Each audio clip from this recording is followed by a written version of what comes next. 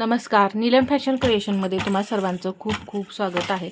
आज आपण फ्रेंच कर्वच्या मदतीने आकार कसे द्यायचे मुंड्याला हे पाहणार आहे। तुम्हाला जर हाताने आकार परफेक्ट जमत नसतील तर तुम्ही फ्रेंच कर्वचा वापर करा, एकदम परफेक्ट असे आकार येतात। तर इथे पहा, मी तुम्हाला मुंड्याला आकार देऊन दाखवणार आहे। सर्वात पहिल्यांदा आपल्याला घ्यायची आहे ब्लाऊजची उंची। इथे आता तुम्ही तुमच्या जी ब्लाऊजची उंची असेल ती तुम्ही इथे घ्या। मी इथे डेमोसाठी फक्त ब्लाऊजची उंची घेते, पहा 14 इंच। या पद्धतीने फ्रेंच कर्व पहा, या पद्धतीने ऑनलाईन सुद्धा मिळतं किंवा जिथे तुम्ही टेलरिंगचं मटेरियल घेता तिथे सुद्धा या पद्धतीने मिळतो। 60 ते 70 रुपयेपर्यंत हा मिळतोय। तर इथे आपण 36 साईज घेऊ सर्वात पहिला। तर शोल्डर घेते इथे मी 5.5। अजून एकदा असं मी 5.5 इंचावरती मार्किंग करून घेतलं।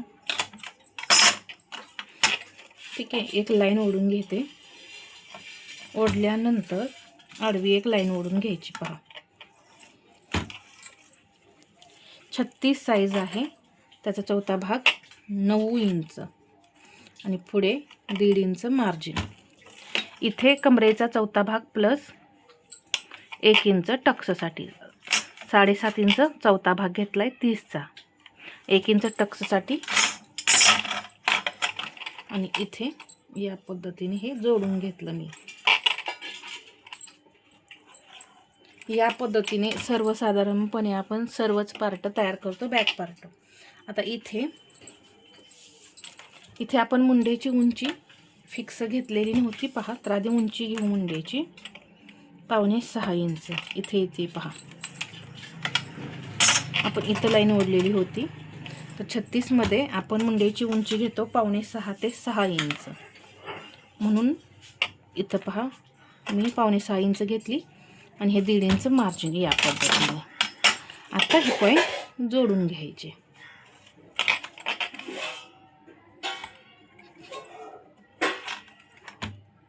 या पद्धतीने जोडल्यानंतर आता आकार द्यायचे। तर 1.25 इंच घ्यायचं आहे इथून। तर हा कोपरा आहे, इथून 1.25 इंच पहा असं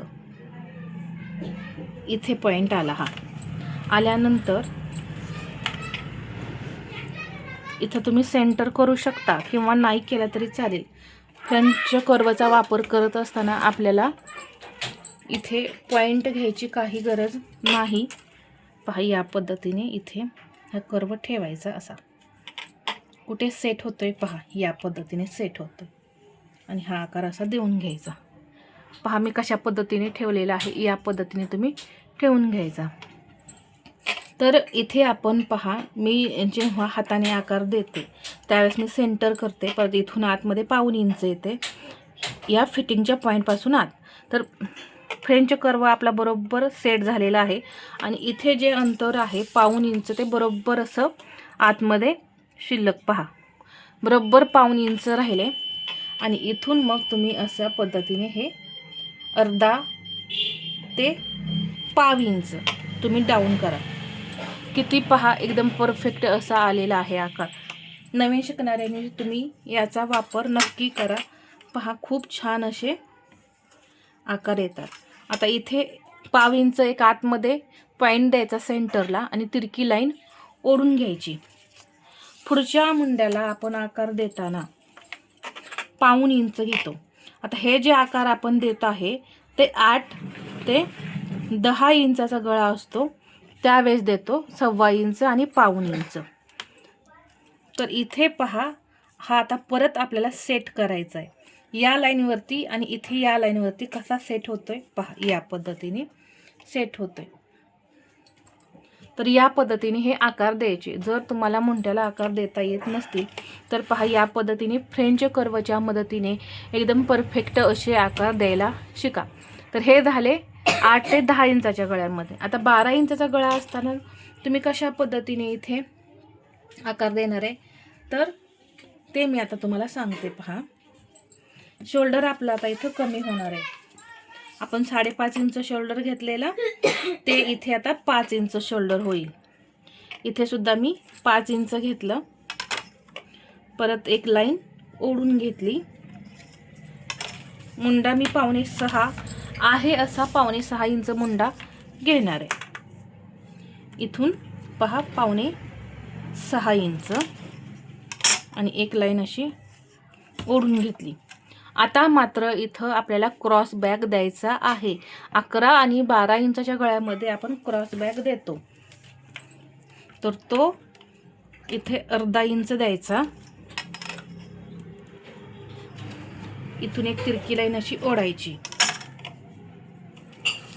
आणि पाठीमागच्या मुंड्याला आकार देण्यासाठी इथून घ्यायचं आहे 1/2 इंच. पहा, फक्त 1/2 इंच. या इथून नाही, इथून घेतलेला आहे. पहा, मी 1/2 इंच आणि परत मी अशा प्रकारे हा सेट करून घेते या पद्धतीने. पहा, आणि हे परत आपल्याला असं डाऊन करायचं आहे. तर पहा किती सोपी पद्धत आहे. हा फक्त अशा पद्धतीने सेट करायचा. जर खोल असेल, अजून तुम्हाला आतमध्ये घ्यायचा असेल तर तुम्ही पहा या पद्धतीने. थोडा फरक पडला इथून, पहा असा या पद्धतीने आकार देऊ शकता.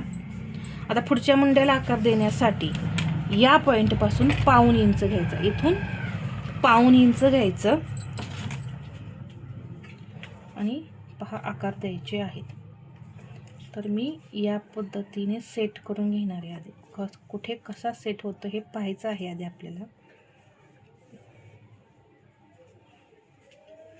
पहा या पद्धतीने इथे.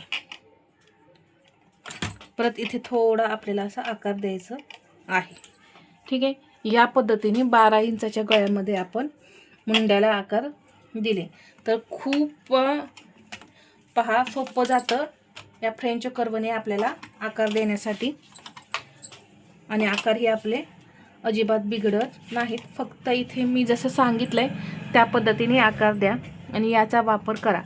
खूप छान असे आकार येतात, बिघडत नाहीत. गळ्याला सुद्धा त्याच पद्धतीने आकार देता येतात. इथे तुम्हाला 2.5 इंचाची शोल्डर पट्टी हवी असेल तर 3 इंचावरती मार्किंग करून घेऊन पहा 11 इंचाचा गळा 11.5 इंचावरती असा एक पॉईंट द्यायचा. इथून घ्या 3 इंच. एक लाईन ओढून घ्यायची. आतल्या आत आकार द्यायचे असतील तर पहा हा असा सेट करा या पद्धतीने. आणि जर थोडा पसरून द्यायचा असेल तर इथून या पद्धतीने. आता ही खूप कमी लाईन झाली, पहा थोडी अजून मी तिरकी घेते. या पद्धतीने तिरकं करून तुम्ही हे आकार या पद्धतीने सुद्धा देऊ शकता. पहा, तर मुंड्याला आकार देण्यासाठी सुद्धा आणि गळ्याला आकार देण्यासाठी सुद्धा याचा वापर होतो आणि परफेक्ट असे आकार जमतात. तर हा आजचा व्हिडिओ तुम्हाला कसा वाटला हे कमेंटमध्ये सांगा. आणि व्हिडिओ आवडला असेल तर लाईक करा, शेअर करा आणि असेच नवनवीन व्हिडिओ पाहण्यासाठी आपल्या चॅनलला सबस्क्राईब करायला विसरू नका. धन्यवाद.